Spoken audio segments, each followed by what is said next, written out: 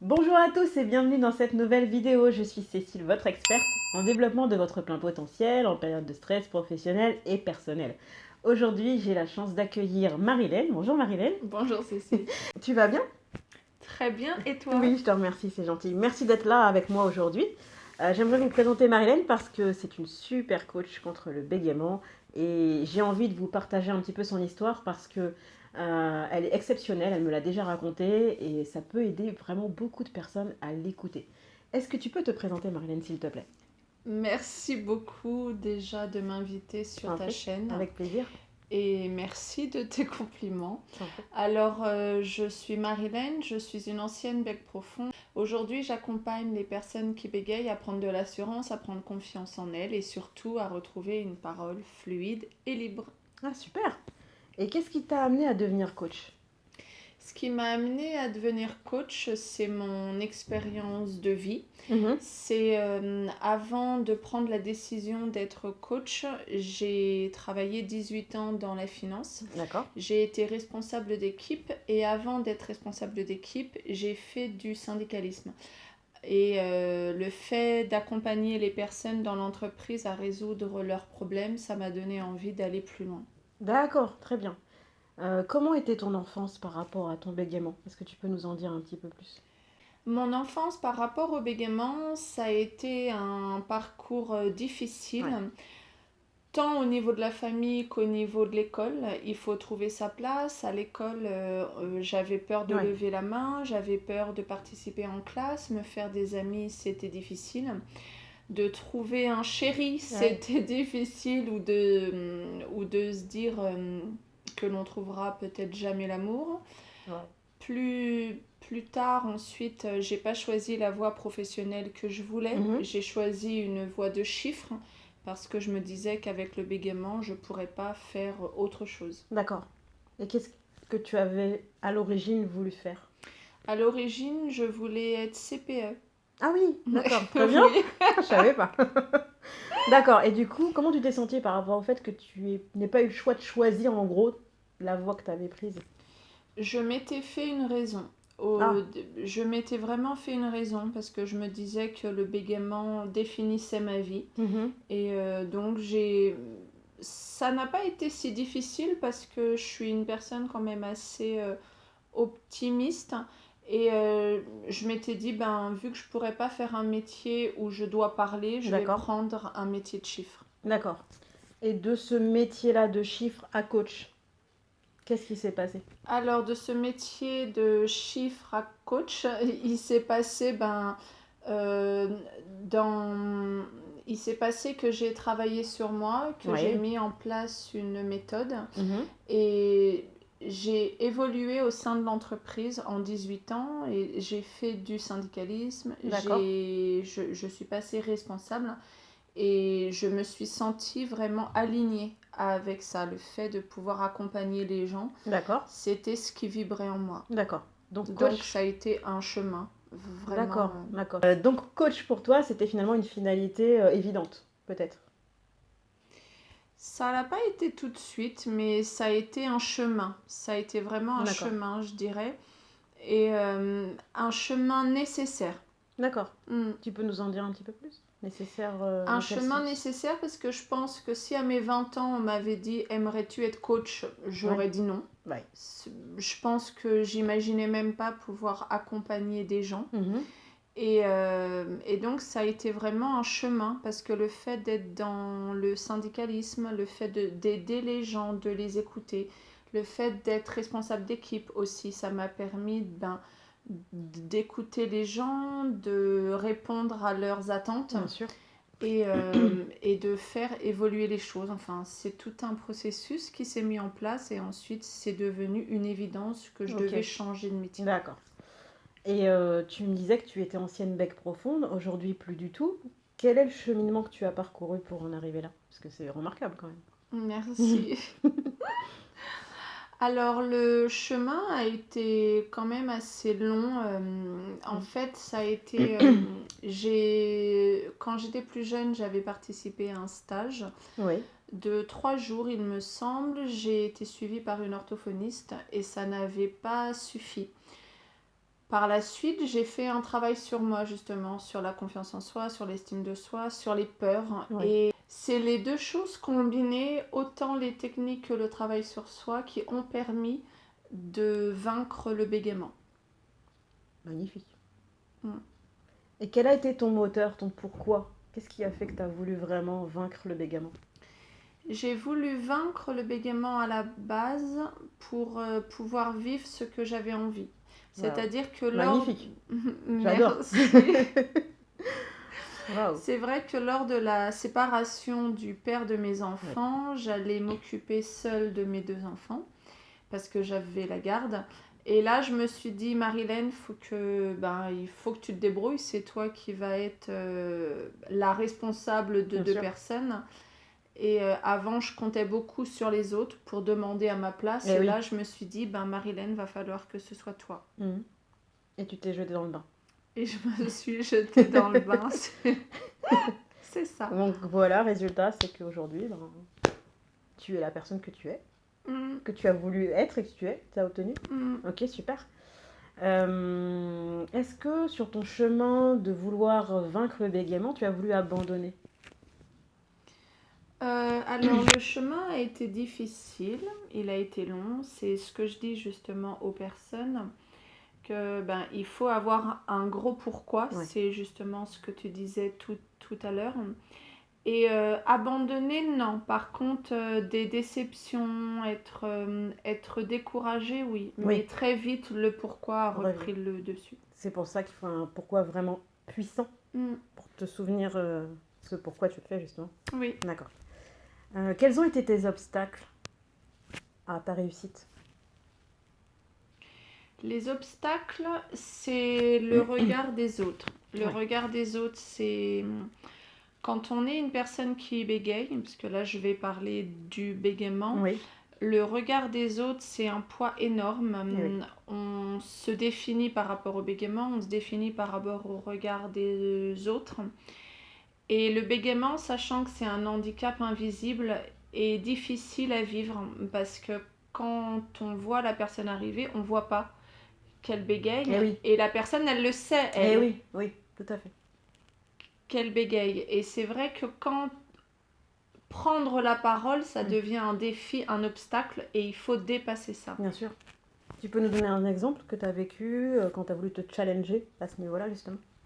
Oui, quand je passais des entretiens, je suis restée 18 ans dans la finance et j'ai changé plusieurs fois de poste et je devais passer des entretiens d'embauche. Et ça a toujours été un challenge.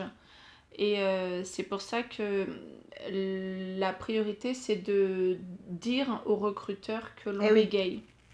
Pour le prévenir et qu'il ne soit pas surpris. Parce que tout le monde ne sait pas ce que c'est, le bégaiement, et pour ne pas que la personne interprète des choses, le dire en plus, ça donne une certaine assurance et ça nous déculpabilise. Ok. Et donc du coup, tu peux être mieux à même de pouvoir passer l'entretien en étant plus sereine, justement, parce que tout à fait. Tu as désacralisé un petit peu le... D'accord. Est-ce que tu as connu des grands moments de stress dans certaines situations où tu devais te challenger? Alors j'ai un moment de stress, c'est plutôt quand j'étais... Alors j'ai 2 moments de stress qui me viennent en tête. Déjà quand j'étais en BTS, que j'ai dû passer mon premier entretien pour un stage. Et c'était, on va dire, la première fois où j'ai été confrontée au monde professionnel. Et le recruteur m'a dit on ne vous prendra pas parce qu'on a peur que vous perturbiez l'équipe. Je suis sortie de cet entretien mais en larmes, je pensais que ma vie elle était finie. Je me suis dit mais si même pour un stage on ne me prend pas, j'ai cru que je pourrais rien faire de ma vie. Et un deuxième grand stress qui me vient en tête, c'est quand je suis passée responsable et que j'ai dû animer ma première réunion d'équipe. Ah oui. Alors là, j'ai senti une chaleur. Ça a été un gros moment de stress. Et comment tu l'as géré? Est-ce que tu te souviens? Alors, comment je l'ai géré? Je m'étais préparée en amont avec la cohérence cardiaque. Oui. Et oui, la cohérence cardiaque, un excellent exercice que je vais traiter dans une future vidéo. Super. Et ouais, merci de ce rappel d'ailleurs, c'est excellent. C'est vrai que la cohérence cardiaque, c'est l'outil numéro 1 pour la gestion du stress. Tout à fait, la respiration en règle générale, c'est vrai que c'est très relaxant. Ok, super. Donc j'ai fait la cohérence cardiaque et après, au cours de la réunion, je sais que je m'arrêtais. D'accord. Et je reprenais justement une respiration. J'ai été beaucoup à l'écoute aussi des personnes pour arrêter de m'écouter et d'écouter mon stress. C'est une technique aussi, effectivement. Et à la fin de ce challenge, comment tu t'es sentie ? Oh, tellement fière de moi. Ah, c'est beau. En tout cas, pour la réunion d'équipe. Ouais. Pour le premier événement, non, mais pour la réunion d'équipe, j'étais tellement fière de moi. Ouais. Ah oui, belle victoire. En parlant de victoire, justement, dans ton apprentissage de vaincre le bégaiement, à un moment donné, il y a une situation qui s'est passée où tu as dû te dire « ça y est, j'ai réussi », si je ne me trompe pas. Est-ce qu'il y a un moment où tu t'es dit ça ? Ça y est, j'y arrive.